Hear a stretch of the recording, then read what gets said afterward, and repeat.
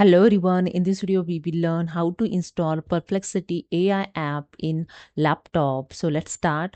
So this is my Perplexity AI. I already log in Google Chrome.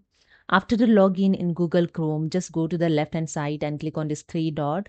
Then click on the cast, save and share option. Then here you can see the install page as app is option available.